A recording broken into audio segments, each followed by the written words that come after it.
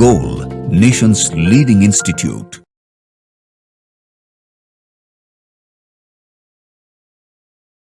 Hello students, myself Deepak Deep and I am going to discuss physical chemistry part of AITS Flashback 2nd and it was held on 31st August 2025.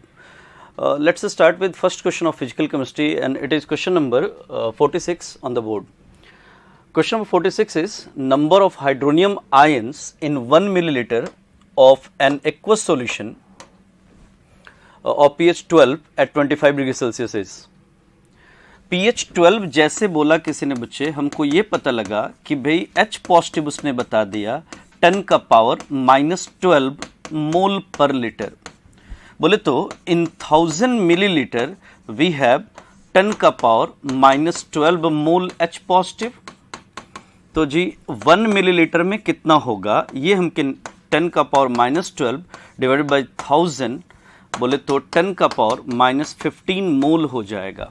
अब ये कह रहा है कि number बताइए.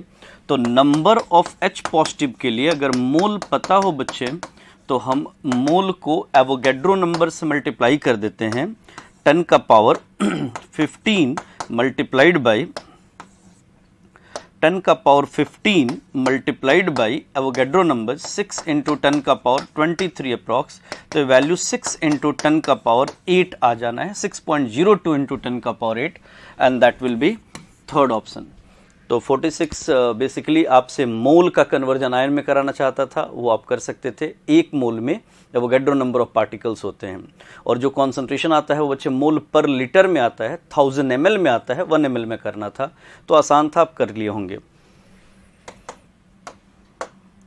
Question number 46 के बाद question number 47 है बोर्ड पे. When calcium acetate is dissolved in water heat is evolved. If the temperature is raised, the solubility of calcium acetate. Heat is evolved कह के बोल रहा है बच्चे की प्रोसेस एक्सोथर्मिक है. अगर कैल्शियम एसिटेट डाल रहे हैं और हीट रिलीज हो रहा है मतलब प्रोसेस एक्सोथर्मिक है. एक्सोथर्मिक प्रोसेस में सॉलिबिलिटी टेम्परेचर बढ़ाएंगे तो डिक्रीज होगा. क्यों? क्योंकि बैकवर्ड डायरेक्शन में एंडोथर्मिक हो जाएगा और हमेशा हीट सपोर्ट करता है एंडोथर्मिक डायरेक्शन को. तो सॉलिबिलिटी और कम हो जाएगा अगर हम टेम्परेचर बढ़ाएं. तो सेकंड ऑप्शन हो जाएगा. डेफिनेशन बेस्ड बात, आसान सा सवाल. क्वेश्चन नंबर 47 के बाद 49 देखें आप बोर्ड पे. दो इक्विलिब्रियम दिया है बच्चे. इक्विलिब्रियम कांस्टेंट K1 K2 और इसका इक्विलिब्रियम कांस्टेंट पूछ रहा है. ऐसे क्वेश्चन में आप दो रिएक्शन में ये देखते हैं कि कैसे उनको जोड़ें घटाएं कि ये नेट रिएक्शन आ जाए. तो आप देखिए HF मुझे 2HF चाहिए रिएक्टेंट साइड में और इस पूरे में HF प्रोडक्ट साइड में है. तो इस रिएक्शन को रिवर्स करना होगा. बोले तो हमको लिखना होगा reaction 2HF plus XeOF4 equilibrium का साइन H2O और प्लस XeF6 और इक्विलिब्रियम अगर रिवर्स हुआ है तो इक्विलिब्रियम कांस्टेंट रेसिप्रोकल हो गया होगा 1/K1. और दूसरा रिएक्शन में XeO4 हमको रिएक्टेंट साइड में चाहिए, रिएक्टेंट साइड में ही, तो वो तो एज इट इज लिख लिया.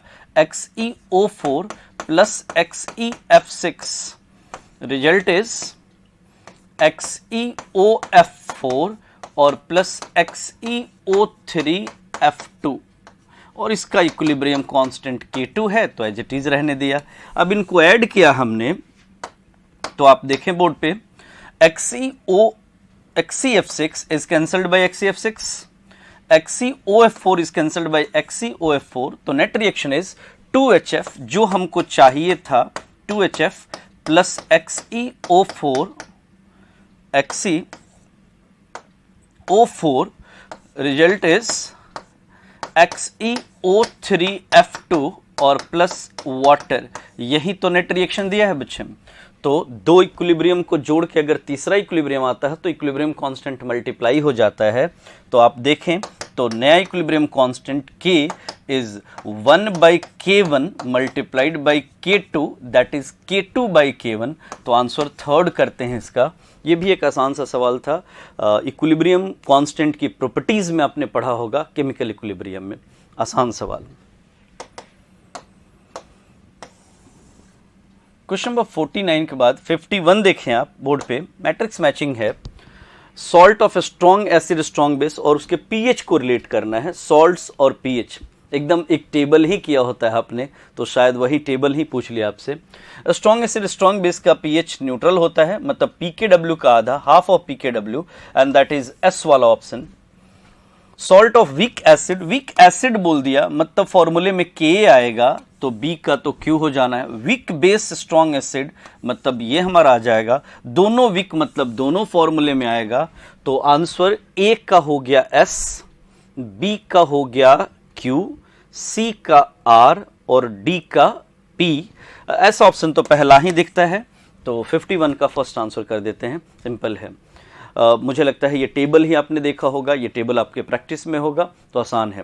सिखाया ये जाता है कि जब स्ट्रॉन्ग एसिड अगर 25 डिग्री सेल्सियस होता तो पीकेडब्ल्यू 14 होता बच्चे, हाफ की वैल्यू 7 हो जाती, तो फॉर्मूले में हम 7 + 7 माइनस करके लिखते हैं। अब ये पीके होगा कि पीके भी, ये आप वीक की प्रॉपर्टी से लिख लेते हैं, जो वीक होता है उसकी प्रॉपर्टी आती है, तो ऐसे भी कर सकते थे।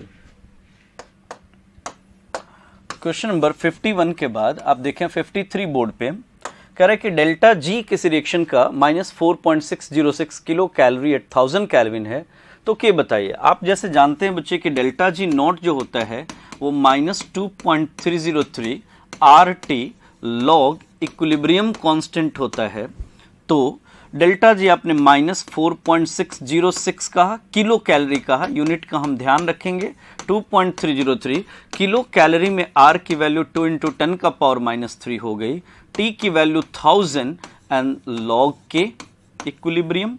तो आप देखिए तो 2.303 4.606 ही हो रहा है और ये इससे कैंसिल हो जा रहा है, तो ये पूरा कैंसिल हो जाएगा और लॉग के इक्विलिब्रियम समझ में आ रहा है कि 1 हो गया, तो 1 को लिखा जा सकता है एक स्टेप और, लॉग के equilibrium is equal to log 10 बच्चे, और लॉग एंटी लॉग लेके हटा दिया तो के इक्विलिब्रियम इज इक्वल टू 10 आ गया।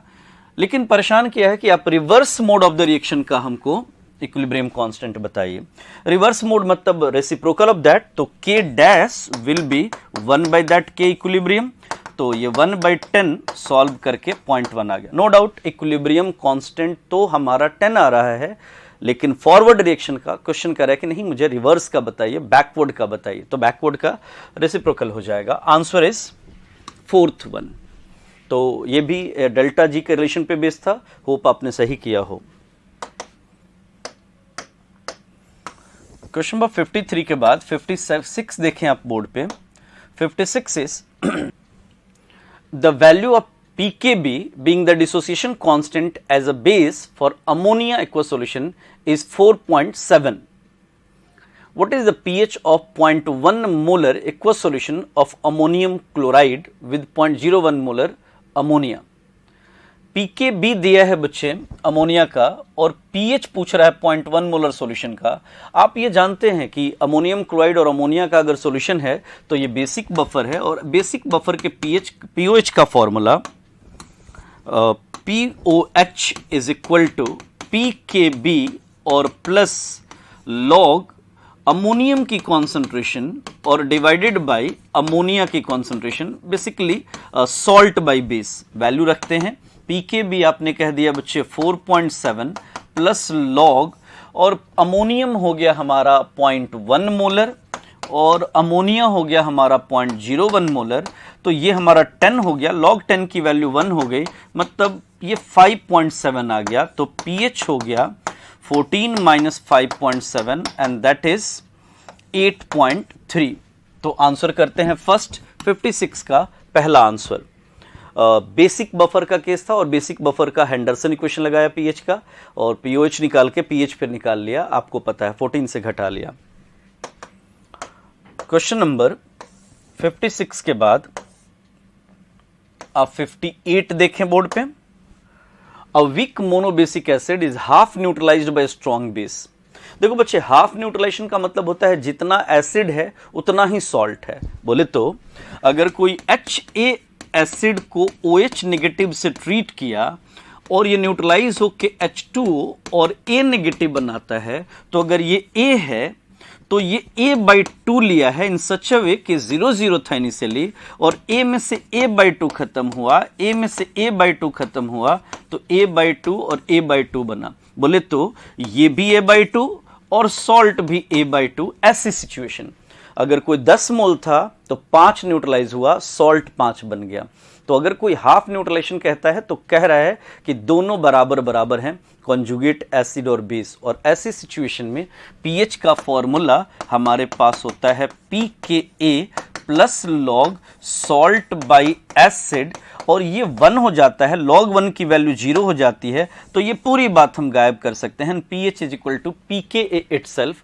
तो pK हमारा है 5.4, तो आंसर 5.4 कर देंगे। ये सिंपल क्वेश्चन था। क्वेश्चन नंबर 58 के बाद 59 देखें। स्ट्रक्चर ऑफ एटम का एक क्वेश्चन आया, इक्विलिब्रियम से बाहर। Zeeman effect refers to the splitting of spectral lines in emission spectrum. आपको पता है जीमन इफेक्ट कहते हैं बच्चे splitting of spectral lines in magnetic field, Stark effect कहते हैं इलेक्ट्रिक फील्ड। तो अभी तो ये जीमन इफेक्ट की बात कर रहा है, तो मैग्नेटिक फील्ड में स्पेक्ट्रल लाइंस के स्प्लिटिंग, ऐसा कोई ऑप्शन ढूंढना है। तो splitting of the lines in emission spectrum in magnetic field, तो answer will be third one. Zeeman effect का सिंपल डेफिनेशन ही है ये। क्वेश्चन नंबर 59 के बाद क्वेश्चन नंबर 61 देखें आप। मिथाइल अमीन है, केबी दिया है, 0.08 मोल HCl से मिक्स किया है, वॉल्यूम 1 लीटर कर दिया है, तो H पॉजिटिव रिजल्टिंग सॉल्यूशन में आपको बताना है। ठीक है जी, मतलब दोनों 0.1 मोल पर लीटर, एक ही लीटर में दोनों हैं। ठीक है, सिंपल कॉन्सेंट्रेशन हम यूज कर लेंगे। CH3NH2 when treated with HCl result is CH3NH3Cl a salt। तो ये था भाई हमारे पास 0.1 मोल, और ये है हमारे पास 0.08 मोल। ये तब 0 था, तो रिएक्शन होगा बच्चे, तो 0.1 में से 0.08 जब कम होगा तो ये 0.08 में से 0.08 ही घट जाएगा, और ये 0.08 बन जाएगा, मतलब it will be 0.02 and it will be 0.08। ये तो 0 पे ड्रॉप कर जाएगा। तो इसका pH आप निकाल लीजिए। pH is equal to rather POH, क्योंकि बेसिक बफर है, POH is equal to pKb plus log salt 0.08 divided by base 0.02। तो ये हमारा 4 आ गया। log 4 की वैल्यू होती है बच्चे, pKb भी हम यूज कर लेते हैं, इधर निकाल लेते हैं। pKb का मतलब माइनस लॉग ऑफ 5 इंटू 10 का पावर -4, बोले तो 4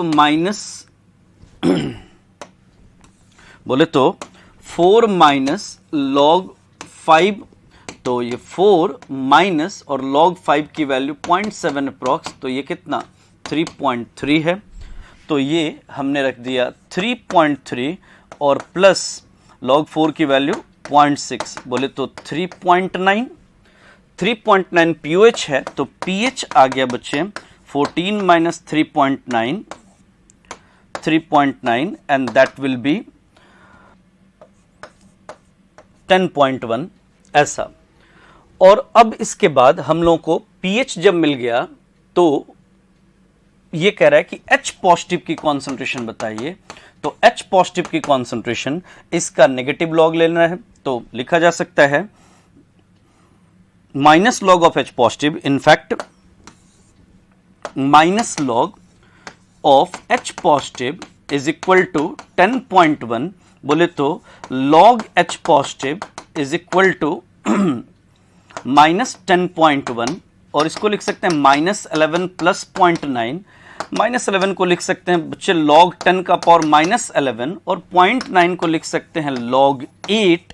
तो समझ में आ रहा है ये log 8 इंटू 10 का पावर -11 हो जाएगा। log अब हटा देंगे तो H पॉजिटिव की वैल्यू 8 इंटू 10 का पावर -11 हो जाएगा।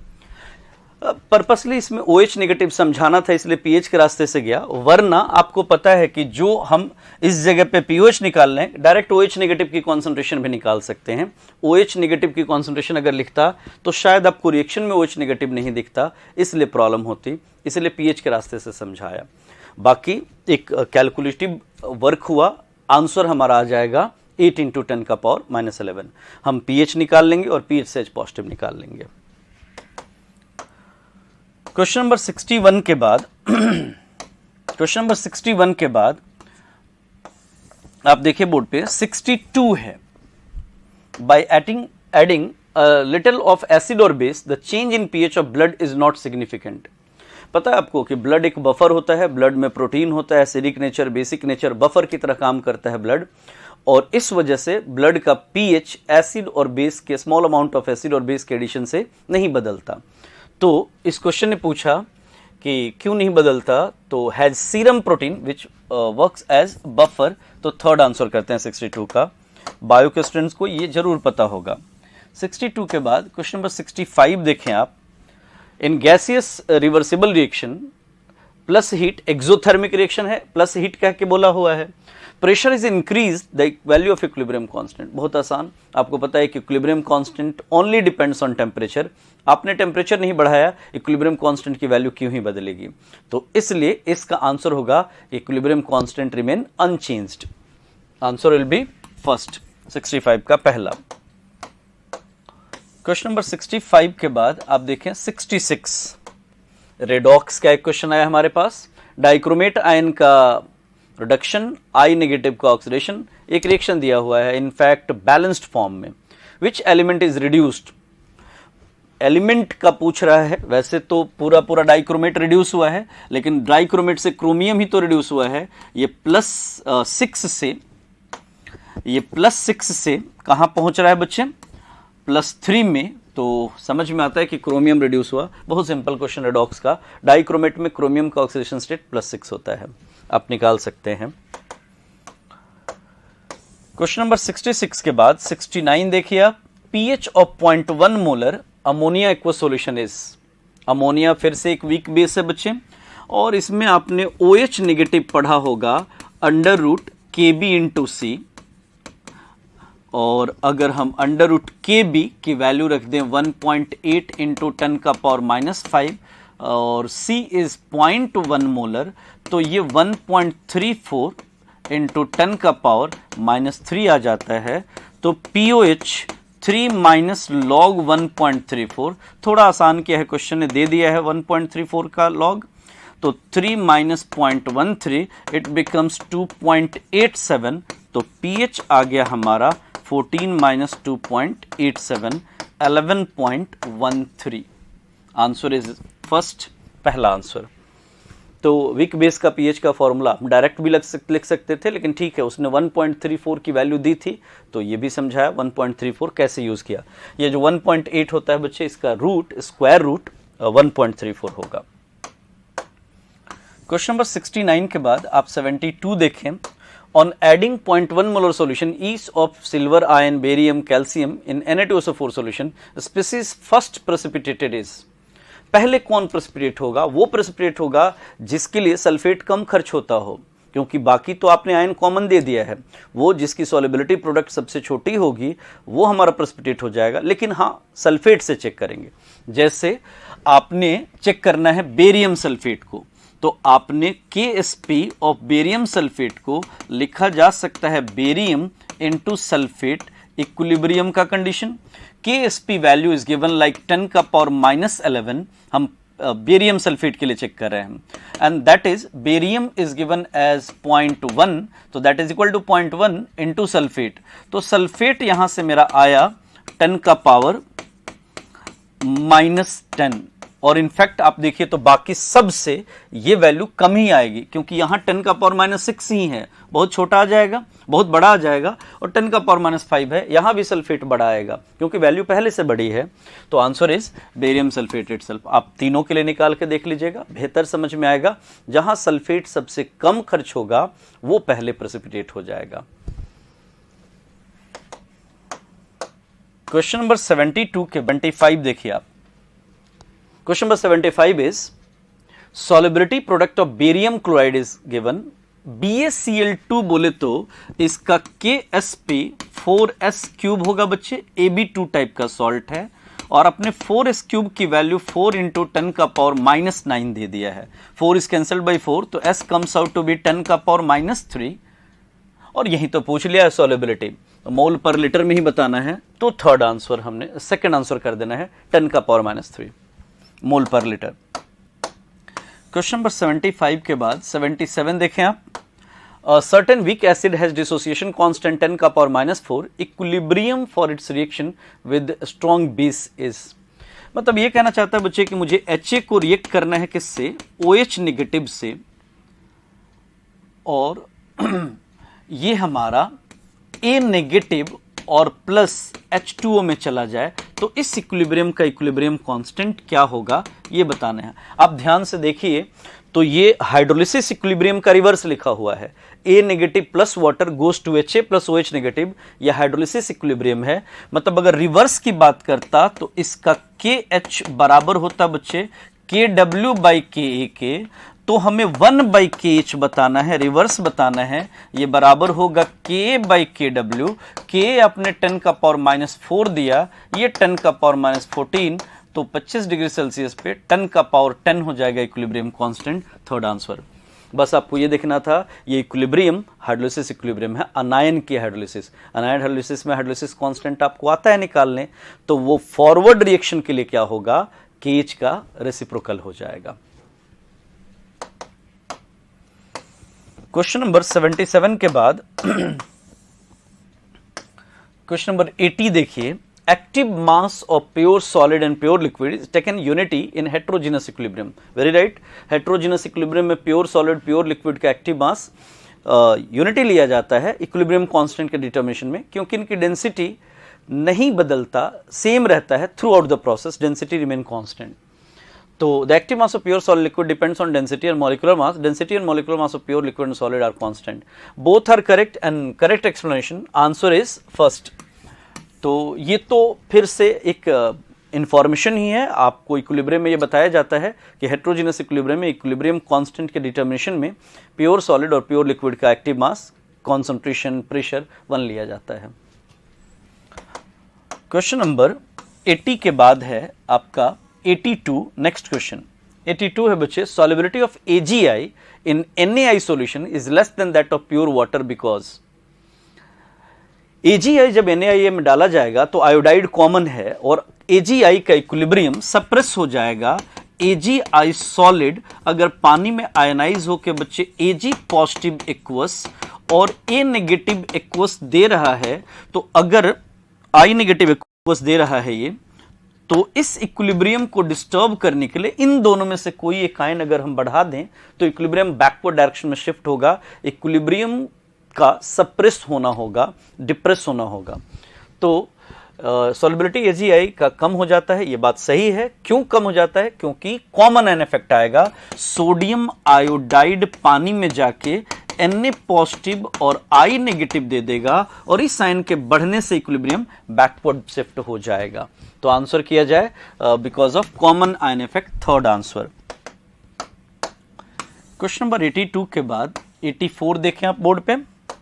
Which of the following statement is correct? 10 का power -8 molar solution of HCl pH 8। आपने बार बार किया होगा एग्जांपल कि 10 का पावर -8 मोलर HCl में वाटर का कंसंट्रेशन भी कंसीडर किया जाता है, तो ये तो पक्का गलत है। Conjugate base of H2PO4 negative is HPO4 negative. ठीक है जी, आयनाइजेबल हाइड्रोजन है, एक हाइड्रोजन हटाया, ये सही है।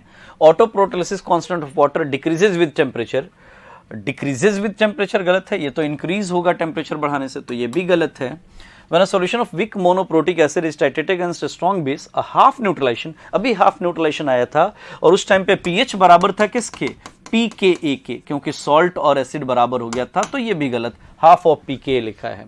तो आंसर इज सेकंड ओनली, 84 का दूसरा आंसर।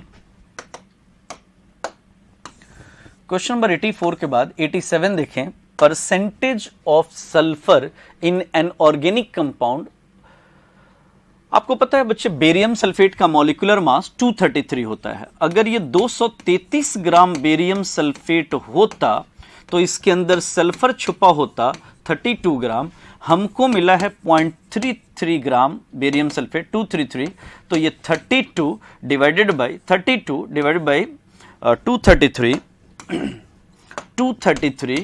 मल्टीप्लाइड बाई 0.233 ग्राम होगा सल्फर। तो परसेंटेज निकाल लेते हैं। सल्फर का मास 32 divided by 233 multiplied by 0.233, organic compound का मास 0.32 इंटू 100%। तो ये बस सॉल्व करना है हमने 100%। अब आप देखिए बोर्ड पे, तो अगर हम इसमें से कैंसिल करें तो ये डेसिमल हटाते हैं, एक जीरो लगा देते हैं, 32 से ये 10 टाइम्स, ये तो कैंसिल हो गया, 10 से 100 एक जीरो कैंसिल हो जाएगा, तो 10% will be answer, second answer. तो इसको हम कैरियस मेथड भी कहते हैं। ऑर्गेनिक में आप पढ़ते हैं some basic concepts of organic chemistry में। ऑर्गेनिक कंपाउंड का मास दिया हो, सल्फर का मास हमको परसेंटेज निकालना हो, तो बेरियम सल्फेट के मास में सल्फर कितना है से कंपेयर कर लेते हैं। तो ये कैरियस मेथड है एक तरह से।